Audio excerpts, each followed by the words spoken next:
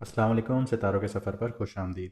सबसे पहले तो आप सब लोगों को मेरी तरफ से और मैडम एस्ट्रोलॉजर एन बख्श की तरफ से रमज़ान मुबारक। हमारी दुआ है कि अल्लाह ताला आपको इस मुबारक महीने की रहमतों, बरकतों और मग़फ़िरत से नवाजे, आपके रोज़े, नमाज, दुआएं और इबादत कबूल फरमाए। और हमारी दुआएं हैं कि आपके रोज़े, नमाज, दुआएं और इबादत कबूल फरमाए और आपकी ज़िंदगी से हर परेशानी, गम और मुश्किल को दूर कर दे। इस रमज़ान अल्लाह पाक आपके दिल को सुकून, घर में खुशियाँ और रिस्क में बरकत अता फरमाए। आमीन। अब हम बात करते हैं उस प्लैनेट की जो आपके एक्शंस, आपकी ड्राइव और आपकी करेज को रिप्रेजेंट करता है, यानी कि मार्स।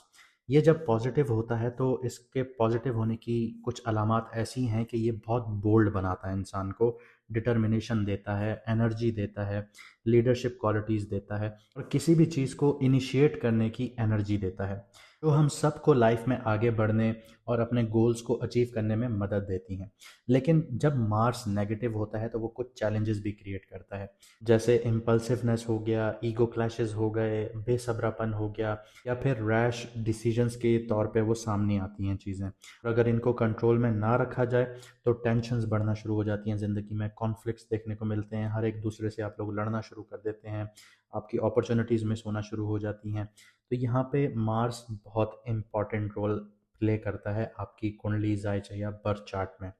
इस वीडियो में हम एक्सप्लोर यही करेंगे कि मार्स का जो ट्रांजिट है एक्वेरियस में 23 फरवरी 2026 को जो हो रहा है, वो आपके लिए क्या इम्पैक्ट लेकर आएगा आपकी पार्टनरशिप्स में, करियर में, हेल्थ में, आपकी लव लाइफ में, आपकी पर्सनल ग्रोथ में। और इनमें आपको ये भी बताऊंगा कि आप लोगों ने इसकी एनर्जी को कैसे स्ट्रेटजिकली चैनल करना है ताकि आप लोग मैक्सिमम बेनिफिट उठा सकें। और अगर आपकी लाइफ में कॉम्प्लेक्स इश्यूज ज़्यादा हैं या फिर आप चाहते हैं कि मैडम एस्ट्रोलॉजर एन बख्श आपके बर्थ चार्ट को पर्सनलाइज रीडिंग दें, तो आप व्हाट्सएप का नंबर आपकी स्क्रीन पर आ रहा होगा, आप मैसेज करके अपॉइंटमेंट अपना बुक करवा सकते हैं। और जिन लोगों को अपना मून साइन नहीं पता वो कमेंट सेक्शन में अपनी ओरिजिनल डेट ऑफ बर्थ लिखें, हम आपको आपका मून साइन बता देंगे। और अगर आप लोग ये जानना चाहते हैं कि आपकी कुंडली में आपका मार्स कहाँ बैठा है, अच्छा बैठा है या नेगेटिव बैठा है, तो वो भी आप लोग अपनी original date of birth comment section में लिख सकते हैं, हम आपको बता देंगे कि आपका मार्स कहाँ बैठा है। तो आइए देखते हैं कि आपके ज़ोडिएक के लिए, यानी आपकी राशि, आपके बुर्ज के लिए मार्स का जो ट्रांजिट है एक्वेरियस में वो कैसा रहेगा। अब बात करते हैं लिब्रा मून साइन वालों की, यानी कि तुला राशि यानी कि बुर्ज मीज़ान वालों की। मार्स का ट्रांजिट हो रहा है आपके 5th हाउस में। और जो 5th हाउस होता है वो आपकी क्रिएटिविटी का होता है, आपके बच्चों का होता है, आपके स्पेक्युलेटिव इन्वेस्टमेंट्स का होता है, आपके रोमांस का होता है। और 5th हाउस यहाँ पे जो थीम जनरेट कर रहा है वो ये कर रहा है कि आप लोग एक्सप्रेसिव बहुत ज़्यादा होंगे और पैशन का भी टेस्ट होना शुरू होगा आप लोगों के लिए, और कंट्रोल और टाइमिंग पर भी ये सारी चीज़ें डिपेंड करेंगी आपकी। तो ये सारी थीम यहाँ पे एक्टिवेट हो रही हैं। लेकिन एक सवाल आप लोगों से करना चाहूँगा, कमेंट सेक्शन में जवाब दीजिएगा कि क्या अभी तक आप लोग सिर्फ प्लानिंग कर रहे हैं या अपनी क्रिएटिविटी या रोमांटिक एनर्जीज को यूज़ भी कर रहे हैं? इसका जवाब आप मुझे कमेंट सेक्शन में दीजिएगा। अब जो 5th हाउस में मार्स ट्रांजिट कर रहा है, यहाँ पे ऑलरेडी सन है, वीनस है, मर्करी है, तो इसका इम्पैक्ट आपके career, job, business, crypto, stocks पर कैसे आता है उसको भी देख लेते हैं। सबसे पहले जॉब और करियर को देखते हैं। तो क्रिएटिव प्रोजेक्ट्स आप लोगों को मिलना शुरू होंगे, एक्टिवेट हो जाएंगे आप लोगों के लिए। लीडरशिप रोल्स एक्टिवेट होना शुरू हो जाएंगे। आप लोग अगर ग्रुप प्रोजेक्ट्स वगैरह कर रहे हैं तो वहाँ पे लीडरशिप आपको मिल सकती है। आपकी प्रोजेक्ट्स बहुत क्रिएटिव हो सकते हैं। लेकिन याद रखिएगा कि स्ट्रैटेजिक डिसीजन से ही आप लोग आगे बढ़ेंगे। इनोवेटिव थिंकिंग आपको रखनी होगी, वरना इनोवेशन नहीं हुई तो आप लोगों की, ये आप समझ लीजिए कि एक रिक्वायरमेंट है आप लोगों के लिए, और अगर ये नहीं हुई तो आप लोगों की ग्रोथ स्टैंड स्टिल पर आ जाएगी। विजिबिलिटी और रिकग्निशन अब आप लोगों को मिल सकती है, लेकिन शर्त वही है कि आपका प्रोजेक्ट क्रिएटिव होना चाहिए, लीडरशिप रोल आपको मिलेगा, स्ट्रेटेजिक डिसीजंस होने चाहिए आप लोगों के, और आपकी जो थिंकिंग है वो इनोवेटिव होनी चाहिए, आउट ऑफ द बॉक्स होनी चाहिए। आप लोगों ने बहुत इनोवेटिवली सोचना है, कुछ नया करके दिखाना है। ये ना हो कि आप एक पुराने पैटर्न को ही फॉलो करते हुए आए। जब आप कुछ नया करेंगे, हिम्मत रखेंगे, और हिम्मत यहाँ पे मार्स देता है, तो आपकी हिम्मत यहाँ पे आपका साथ देगी और आप लोग कोई नई चीज़ अचीव कर पाएंगे। ये समझ लीजिए कि ये एक टाइम पीरियड आपको छोटा सा साइंटिस्ट बनाने जा रहा है। साइंटिस्ट भी कोई चीज़ बना नहीं रहे होते, उनसे कुछ गलतियां होती हैं तो वो इजादात हो जाती हैं, जो दुनिया के लिए एक इजादात की शक्ल में आ जाती हैं। तो ये आप लोगों के लिए वो फेज़ है। तो यहाँ पे आपको रिकग्निशन मिलेगी, लेकिन इनोवेशंस करनी पड़ेंगी। इसके अलावा अब लड़ने झगड़ने से कुछ भी नहीं होगा। लड़ने झगड़ने से आप अपने करियर को स्टैंड स्टिल पर ले आएंगे, क्योंकि कुंडली में मार्स सिर्फ एक घर को एक्टिवेट नहीं करता, जिस घर में बैठता है उसके साथ साथ 3 घर और एक्टिवेट करता है। तो आपका 8th हाउस भी एक्टिवेट है, तो इनहेरिटेंस के मामला भी यहाँ पे देखने को मिलेंगे। अगर ईगो क्लैशेस बहुत ज़्यादा हुई और आप लोगों ने असर्टिव अप्रोच नहीं अपनाई, तो आप लोग यहाँ पे फंसना शुरू होंगे। इनहेरिटेंस के मामला में इन लॉज से लड़ाई झगड़े देखने को मिल सकते हैं। तो ये सारी चीज़ें एक्टिवेट होंगी आप लोगों के लिए। और 8th हाउस जो होता है वो दुख और तकलीफ़ों का होता है, और यहाँ पे मार्स आपको लड़ने की ताकत तो देता है, लेकिन मार्स जो 5th हाउस पर बैठा है और 8th हाउस को देख रहा है, ये आपको लड़ाइयों में उलझा सकता है, जिसकी वजह से दुख तकलीफों की वजह से आप अपने करियर और जॉब में उतना कंसंट्रेट ना कर पाएं। तो इस चीज़ को आपने समझना होगा। कैलकुलेटेड रिस्क लीजिएगा, रिकग्निशन भी मिलेगी और कामयाबियां भी मिलेंगी। लेकिन अगर आप लोगों ने जज्बातीपन दिखाया, एकदम से फैसले लेना शुरू किए, तो गलतियां भी देखने को मिलेंगी और चीज़ें प्रोलॉन्ग होना शुरू हो जाएंगी बिना किसी वजह के कि ये चीज़ ख़त्म ही नहीं हो रही। तो इस तरह की सिचुएशंस को आप लोगों ने अवॉइड करना है।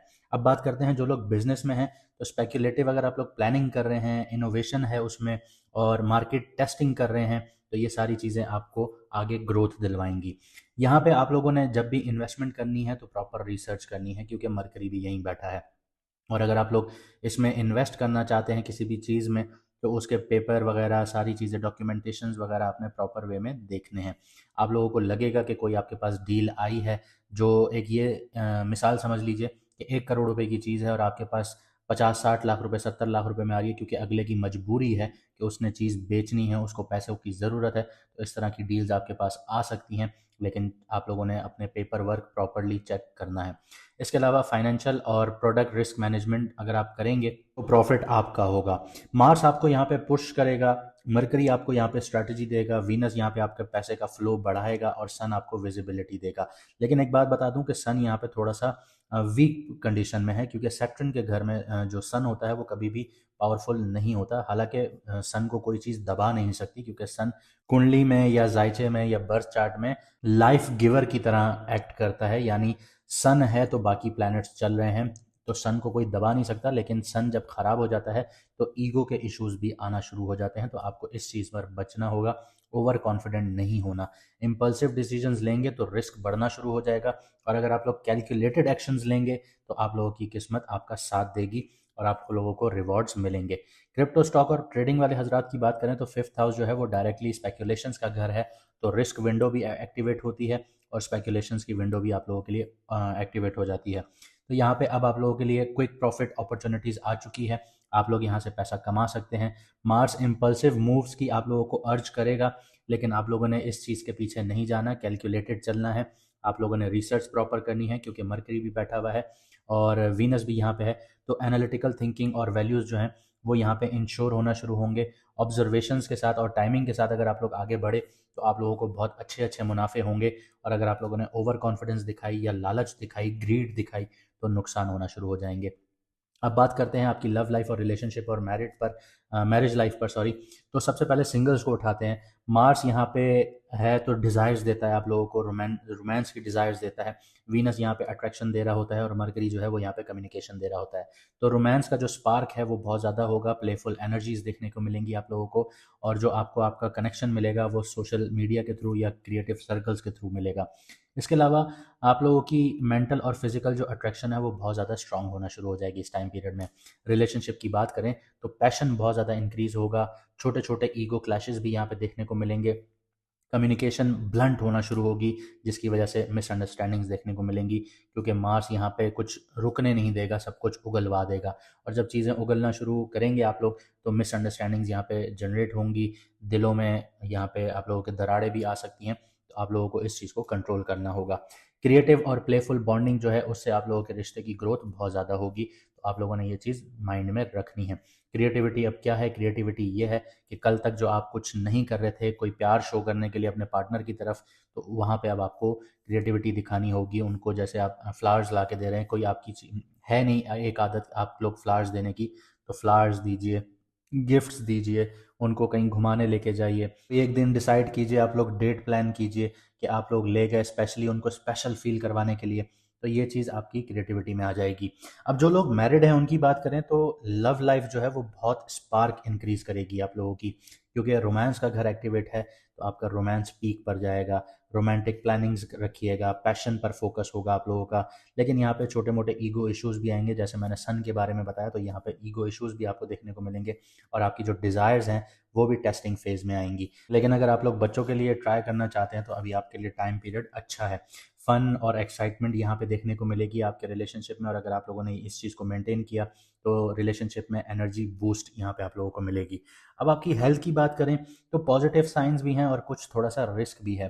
पॉजिटिव ये है कि आपको मोटिवेशन आपकी बहुत स्ट्रांग रहेगी, क्रिएटिव डिज़ायर्स जो हैं वो बहुत बूस्ट होती हुई नजर आएंगी, सेक्सुअल और पैशन एनर्जीज एक्टिवेट रहेंगी आप लोगों के लिए। लेकिन यहाँ पे ख्याल आप लोगों को ये रखना है कि ओवर एक्सर्शंस की वजह से आप लोगों को थकावट का शिकार आप लोग बहुत ज़्यादा होना शुरू होंगे। स्पोर्ट्स हो गया या फिजिकल एक्टिविटी हो गई, उससे एक्सीडेंट का रिस्क बढ़ेगा आप लोगों के लिए, क्योंकि एट्थ हाउस भी एक्टिवेट है, वो दुख तकलीफें देता है, और अगर इंसान को चोट लगती है तो वो दुख में भी होता है, तकलीफ में भी होता है। तो आप लोगों ने स्पोर्ट्स और फिजिकल एक्टिविटीज़ लाइट रखनी है। इसके अलावा स्लीप और डाइजेशन इश्यूज देखने को मिल सकते हैं, उसमें इरेगुलरिटी आ सकती है, तो इस चीज़ को आप लोगों ने मेंटेन करना है। और इमोशनली आप लोग हाई और लो दोनों फील करेंगे।